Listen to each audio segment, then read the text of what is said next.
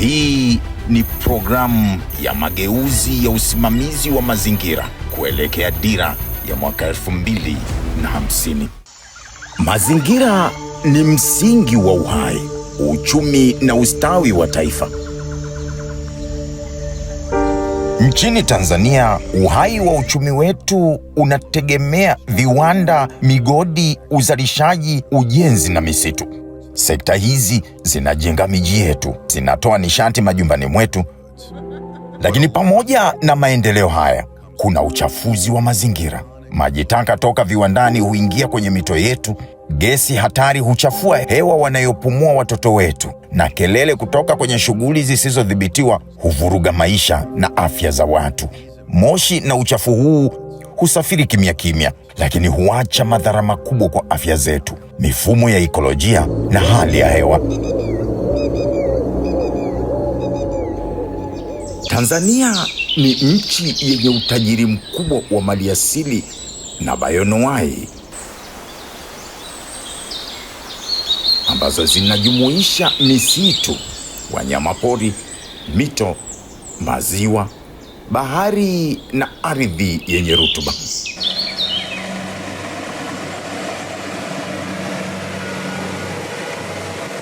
Rasilimali hizi zinachangia katika maendeleo ya kijamii na kiuchumi, ambapo rasilimali za misitu zinachangia 4% ya pato lote la taifa.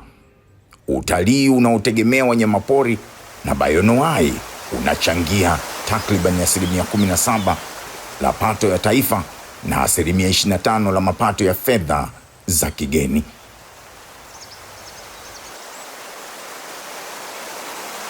Mito, maziwa, mabwawa na vyanzo vingine vya maji huwezesha upatikanaji wa huduma ya maji majumbani, viwandani, shughuli za kilimo, uzalishaji wa umeme, usafirishaji, uvuvi, utalii na uhai wa viumbe wengine majini.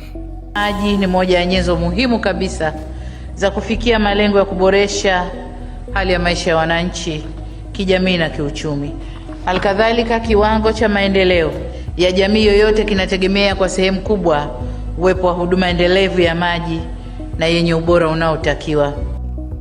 Sensa ya Taifa ya Watu na Makazi ya mwaka 2022, Tanzania inakadiriwa kuwa na idadi ya watu milioni 61.7, ambapo idadi hii inakadiriwa kuongezeka kufikia takribani watu milioni 118 ifikapo mwaka 2050. Mwenendo huu wa ongezeko la idadi ya watu utakuwa kichocheo kikuu cha ongezeko la mahitaji ya rasilimali za mazingira na huduma nyingine za kijamii na kiuchumi kama vile chakula, maji, makazi, nishati, ardhi kwa shughuli za uzalishaji, sambamba na ongezeko la uzalishaji wa taka. Swali kubwa ni moja tu: je, tunaweza kuendeleza uchumi bila kuharibu mazingira yetu?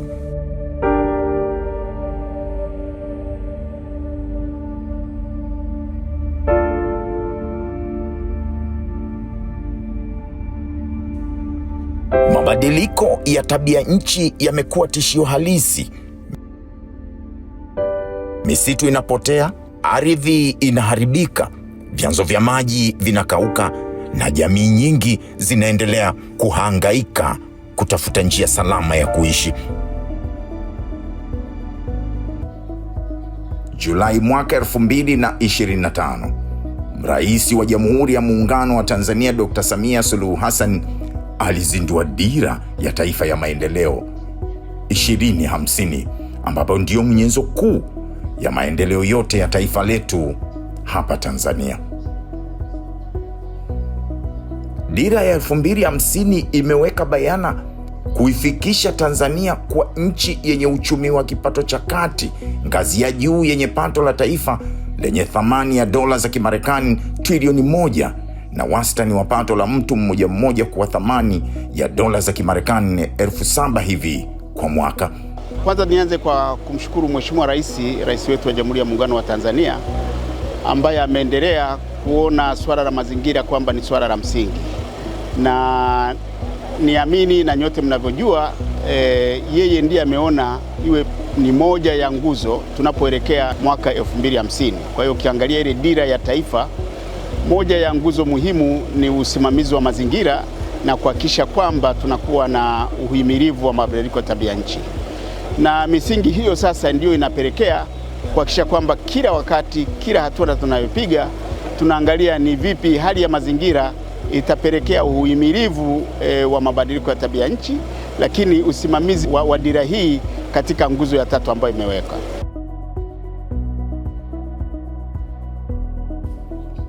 Ni kwa muktadha huu serikali kupitia ofisi ya makamu wa rais wa Jamhuri ya Muungano wa Tanzania kwa kushirikiana na ofisi ya makamu wa kwanza wa rais wa Zanzibar imeandaa programu ya mageuzi ya kimkakati ya mazingira endelevu Tanzania inayolenga kuchangia matokeo makubwa katika kurejesha uoto wa asili, ustawi wa mifumo ya ekolojia na kuimarisha kwa huduma za kiikolojia ambazo ni nguzo muhimu katika ukuaji endelevu wa sekta za uzalishaji zinazochangia katika kufikiwa kwa malengo ya dira ya taifa ya maendeleo ya 2050 na dira ya maendeleo ya Zanzibar ya 2050.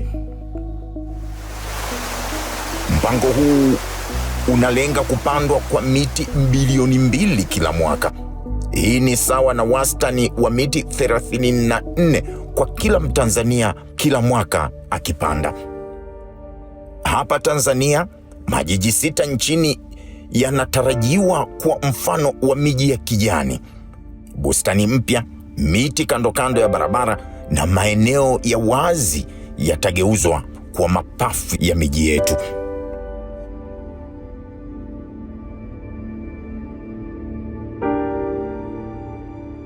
Dunia sasa inalipa kwa uhifadhi wa mazingira.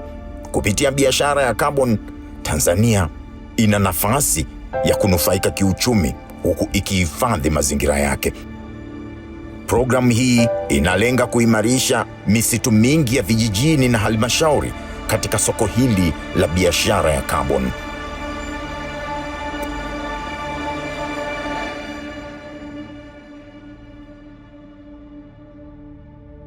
Kwa miaka mingi, matumizi ya kuni na mkaa yamechangia uharibifu wa misitu. Sasa Tanzania inaelekea kwenye mapinduzi ya nishati safi ya kupikia.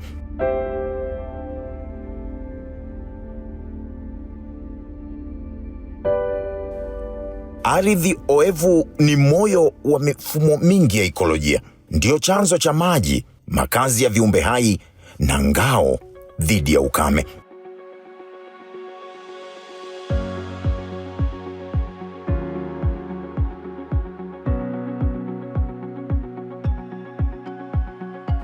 Kupitia programu hii, maeneo yaliyoharibiwa yatarejeshwa na jamii zitapatiwa elimu pamoja na shughuli mbadala za kiuchumi katika maeneo hayo. Taka ambazo zamani zilionekana kuwa tatizo sasa zinageuzwa kuwa fursa. Kupitia uchumi rejeshi, vijana watapata ajira, miji itakuwa safi na taka zitatumika kuzalisha bidhaa nyingine mpya. Zanzibar nayo ipo kwenye safari ya kijani. Mpango wa kuimarisha Zanzibar ya kijani unalenga kupanda miti milioni 3 kila mwaka.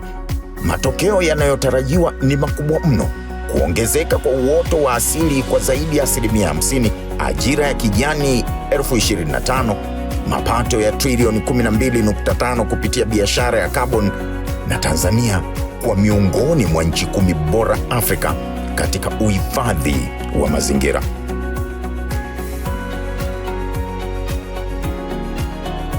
Safari ya kuokoa mazingira sio jukumu la serikali peke yake, ni wajibu wa kila Mtanzania. Kila mti unaopandwa, kila taka inayorejelewa, kila hatua ya kulinda mazingira ni ahadi kwa kizazi kijacho.